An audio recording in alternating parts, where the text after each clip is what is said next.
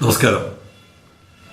ഒരിക്കൽ ചക്ക വീണപ്പോൾ മുയൽ ചത്തൂന്ന് കരുതി എപ്പോഴും ചക്ക വീഴണമെന്നുമില്ല, വീഴുമ്പോഴൊക്കെ മുയൽ ചാവണമെന്നുമില്ല. സെലിംഗമിട്ടറി ആരംഭിക്കുന്നു.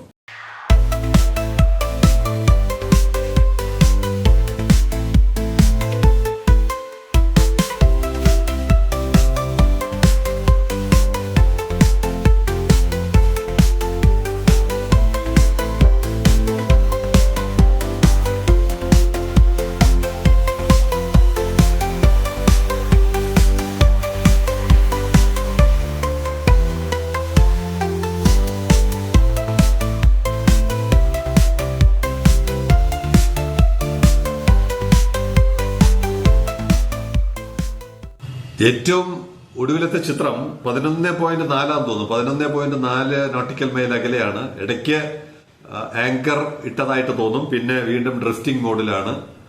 അവസാനം നോക്കുമ്പോൾ 11.4 മീറ്ററിൽ കപ്പൽ ഡ്രിഫ്റ്റിംഗിലാണ്, ഐറിന. അതിനിടയ്ക്ക് നമ്മുടെ സെലിംഗമിന്റെ ഒരു സുഹൃത്ത് അനശ്വർ അദ്ദേഹത്തിന്റെ വിദഗ്ധമായ ക്യാമറ ഉപയോഗിച്ചുകൊണ്ട് തീരത്ത് നിന്നുകൊണ്ട് ചിത്രം ഷൂട്ട് ചെയ്തു. വളരെ വ്യക്തമായിട്ട് നമുക്ക് കാണാം, ഐറിനെ കാണാൻ പറ്റുന്നുണ്ട്. അത്രയും ഭംഗിയായിട്ട് കരയിൽ നിന്ന് കാണുന്നത് പോലെ അല്ലെങ്കിലും 10-20 കിലോമീറ്ററൊക്കെ ആവാം. 11.5 നോട്ടിക്കൽ മൈൽ എന്ന് പറയുമ്പോൾ 20 അല്ല, ഒരു 16-17 കിലോമീറ്റർ ഉള്ളിൽ എന്തായാലും അവിടെ ഉണ്ട്. 6 അല്ലെങ്കിൽ 7 എന്നാണ് ഇപ്പോഴുള്ള ഒരു പ്രതീക്ഷ. ഇനിയുള്ള മണിക്കൂറുകൾ നമുക്ക് എല്ലാവർക്കും കാണാൻ പറ്റുന്ന തരത്തിൽ ഐറിനെ നമുക്ക് പ്രതീക്ഷിച്ചിരിക്കാം.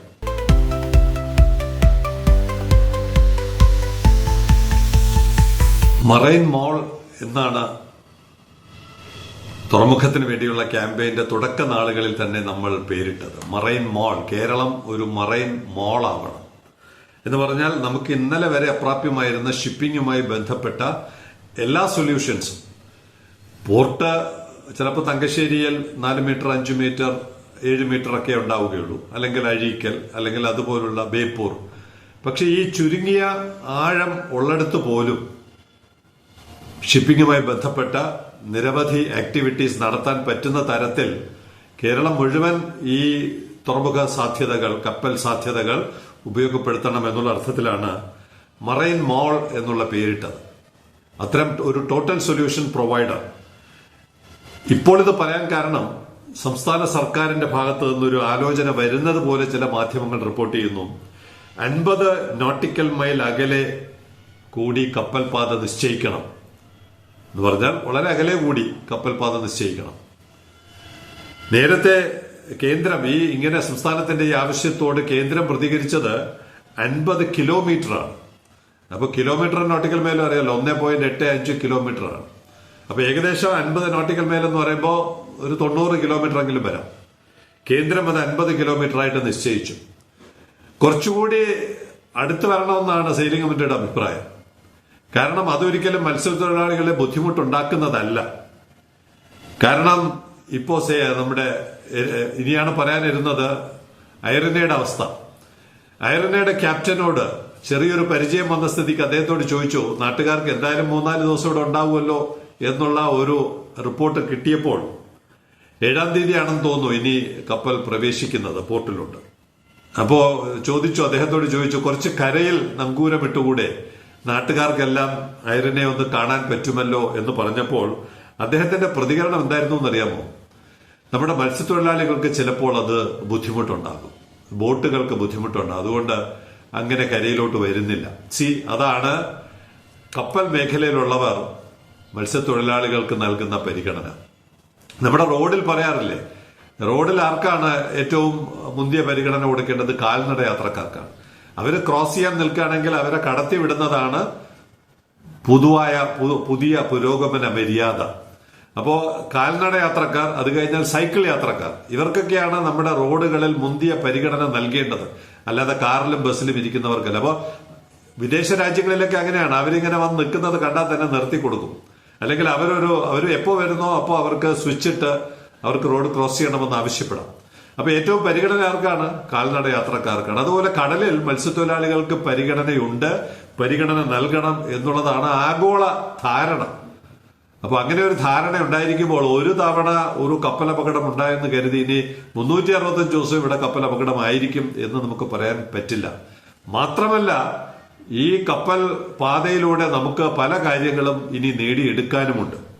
അതുകൊണ്ടാണ് പറഞ്ഞത്, ഈ ഒരു അപകടത്തെ മുൻനിർത്തിക്കൊണ്ട് നമുക്ക് കിട്ടാവുന്ന ഒരു സൗകര്യത്തെ എന്ന് പറഞ്ഞാൽ, നമ്മുടെ തുറമുഖത്തിന് നേരെ കപ്പൽ ഓടിച്ച് ചിലപ്പോൾ വരുമായിരിക്കാം, അവര് വന്നു അവരുള്ളിലോട്ട് പോകുമായിരിക്കും. പക്ഷെ മറ്റു പോർട്ടുകളിലോട്ട് പോകണമെങ്കിൽ, തൂത്തുക്കുടി ആയാലും കൊച്ചി ആയാലും മംഗലാപുരം ആയാലും ഒക്കെ പോകണമെങ്കിൽ താരതമ്യേന തീരത്തുകൂടി തന്നെയാണ് പോകേണ്ടി വരുന്നത്. അത് മത്സ്യത്തൊഴിലാളികൾക്ക് ബുദ്ധിമുട്ടില്ലാത്ത തരത്തിലുള്ള ഒരു പാതയാണ് നമ്മൾ സ്വീകരിക്കേണ്ടത്.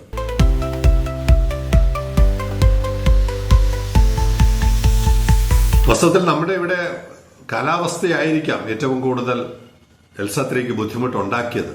അതിനകത്ത് സാങ്കേതിക തകരാറുണ്ടെങ്കിലും അതിനെ രക്ഷപ്പെടുത്താൻ പറ്റുമായിരുന്നു. സാൽവേജിനുള്ള ഒരു സമയവും സൗകര്യവും ഉണ്ടായിരുന്നെങ്കിൽ 26 ഡിഗ്രി ലിസ്റ്റ് ചെയ്യപ്പെട്ട കപ്പൽ നിവർത്തി എടുക്കാൻ മറുവശത്ത് നിന്ന് കണ്ടെയ്നറുകളൊക്കെ മാറ്റി നല്ല കാലാവസ്ഥയായിരുന്നെങ്കിൽ അത്തരം ടീം, ഈവൻ മലയാളികൾ പോലും അങ്ങനെ ഒരു സാൽവേജ് പ്രക്രിയയ്ക്ക് തയ്യാറാണ് എന്ന് പറഞ്ഞുകൊണ്ട് MSCക്ക് അപ്പോൾ തന്നെ message അയക്കുന്നുണ്ടായിരുന്നു.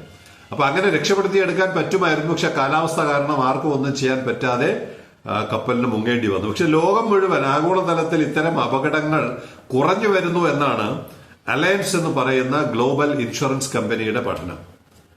In 2024 the industry recorded only 27 large ship losses, which is a record low considering 35 ships were lost the previous year. 2023 35 കപ്പലുകൾ അപകടത്തിൽപ്പെട്ട് താഴ്ന്നു പോയെങ്കിൽ, അല്ലെങ്കിൽ അപകടത്തിൽപ്പെട്ടുവെങ്കിൽ 2024 അത് 27 കുറഞ്ഞു. സാധാരണ അപകടങ്ങൾ കൂടിക്കൊണ്ട്, നമ്മുടെ റോഡിലൊക്കെ അപകടങ്ങൾ ഇങ്ങനെ ദിവസേന കൂടിക്കൊണ്ടിരിക്കുന്നു. ശരാശരി കേരളത്തിൽ 10-11 പേരാണ് ദിവസേന മരിക്കുന്നത്. അപ്പോൾ സേലിംഗമരുടെ ഒരു പ്രേക്ഷകനുണ്ട്, സുധി പറഞ്ഞത് റോഡിൽ നടക്കുന്ന അപകടത്തിന്റെ 100 പോലും കടലിൽ നടക്കുന്നില്ല. അപ്പോ 10-11 പേർ ദിവസേന മരിക്കുന്ന റോഡുമായിട്ട് നമുക്ക് ഒരിക്കലും കടലിനെ താരതമ്യം ചെയ്യാൻ പറ്റില്ല. ഇവിടെ 2023 35 അപകടങ്ങൾ, ലോകം മുഴുവനാണെന്ന് ഓർക്കണം, 35 അപകടം നടന്നെടുത്ത് 2024 27 അത് കുറഞ്ഞു. മുൻ വർഷങ്ങളുമായിട്ട് താരതമ്യം ചെയ്യുമ്പോൾ ഇതൊരു വലിയ കുറവിലോട്ട് നമ്മൾ പോയിക്കൊണ്ടിരിക്കുകയാണ്. The 2024 figure represents a 20% annual decline and 75% decline in total losses over the past decade. കഴിഞ്ഞ 10 വർഷവുമായിട്ട് താരതമ്യം ചെയ്യുമ്പോൾ തന്നെ ഇത് വലിയ തോതിലുള്ള കുറവ് വന്നിട്ടുണ്ട്. 105 ആയിരുന്നു 2015. 105 കപ്പലുകളാണ് 2015 നഷ്ടമായെങ്കിൽ അത് 2024 27 കുറഞ്ഞു. പിന്നിലോട്ട് പോകുമ്പോൾ വലിയ തോതിലുള്ള അപകടങ്ങൾ നടന്നിരുന്ന ഒരു സെക്ടറിലാണ് ഇന്നൊവേഷനും ഇൻവെൻഷനും ഒക്കെ കാരണം അപകടങ്ങൾ കുറഞ്ഞു വരുന്നത്. 2 decades ago, അതാണ്ട് 2000 എന്ന് പറയാം, അല്ലെങ്കിൽ 2005 എന്ന് പറയാം. 2 decades ago, the industry was losing over 200 vessels annually, but managed to half it a decade ago. 2000-2005 പീരീഡിൽ 200 വെസലുകളാണ് അപകടത്തിൽപ്പെട്ടത്, താഴ്ന്നു പോയത്. നമ്മൾ ഒരു കണക്ക് പറഞ്ഞല്ലോ, 30 ലക്ഷം കപ്പലുകൾ കടലിന്റെ അടിയിൽ കിടക്കുന്നു എന്ന് പറയുന്നത്. ഈ കണക്കുകൾ ഇതൊക്കെ മനസ്സിലാക്കുമ്പോൾ നമുക്കത് ശരിയാണെന്ന് തോന്നും. ഇപ്പോൾ 200 വെസൽസ് ആണ് 2000-2005 വർഷങ്ങളിൽ. Since then there has been an impressive trend of decline in losses. 2000 മുതൽ പിന്നീട് വലിയ തോതിലുള്ള കുറവ് വന്നാണ് ഇപ്പോ 2024 27 കപ്പലുകളായിട്ട് കുറഞ്ഞത്. അപ്പൊ അടുത്ത വർഷം അത് 25, 24, 23 ഒക്കെ ആയിട്ട് കുറയും.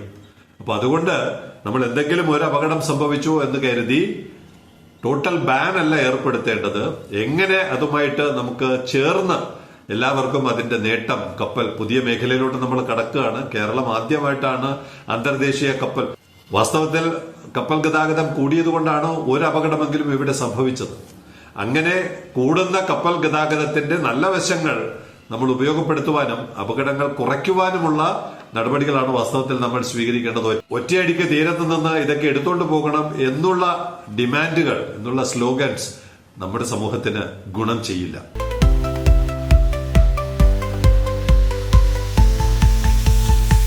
ഈ ദിവസങ്ങളിലെ ഒരു ചിത്രം, വിമാനത്തിൽ ഇരുന്നുകൊണ്ട് ഒരു ചിത്രം ഡോക്ടർ അനിൽകുമാർ, സൈലിംഗംയുടെ സുഹൃത്താണ്, അദ്ദേഹം അയച്ചു തന്ന 3 വെസൽ നമ്മുടെ ബർത്തിലുള്ള ദിവസമാണ്. എനിക്ക് തോന്നുന്നു 2-ാം തീയതിയാണ് അദ്ദേഹം എടുത്തത്. 2-ാം തീയതി രാവിലെയാണ് എടുത്തിരിക്കുന്നത് 7:30. ആ സമയത്ത് ജെന്ന, പോളോ സെക്കൻഡ്, സബ്രീന 3 വെസലുകളാണ് ബർത്തിലുണ്ടായിരുന്നത്. ജെന്ന 172 മീറ്റർ നീളം, പോളോ 184 മീറ്റർ, സബ്രീന 243 മീറ്റർ. ഒരു നല്ല ദൃശ്യം. 8 STSഉം പണിയിൽ ഏർപ്പെട്ടിരിക്കുകയാണ്. ഒരു STSന് കുറച്ചു നാളായിട്ട് പണിമുടക്കായിരുന്നു. ഇപ്പോൾ അത് മാറി. എല്ലാ കപ്പലുകളും എല്ലാ ക്രെയിനുകളും പ്രവർത്തിക്കുന്നുണ്ട്. അങ്ങനെ ഒരു ചിത്രമാണ് ഡോക്ടർ അനിൽകുമാർ ആകാശത്ത് നിന്നും വിമാനത്തിലിരുന്നുകൊണ്ട് എടുത്തയച്ചത്. ഇനി നമ്മുടെ രാജശേഖരൻ ഒരു കത്ത് അയച്ചിട്ടുണ്ട്. ഐറിനെ കാണുവാൻ നമ്മൾ സെയിലിംഗ് കമന്ററിയുടെ പ്രേക്ഷകരെല്ലാവരും ഒത്തുകൂടണമെന്ന് പറയുന്നുണ്ട്.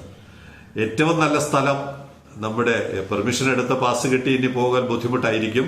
അതുകൊണ്ട് മുല്ലൂർ ക്ഷേത്രം എന്ന് പറയുന്ന ഒരു നല്ല ലൊക്കേഷൻ ഉണ്ട്.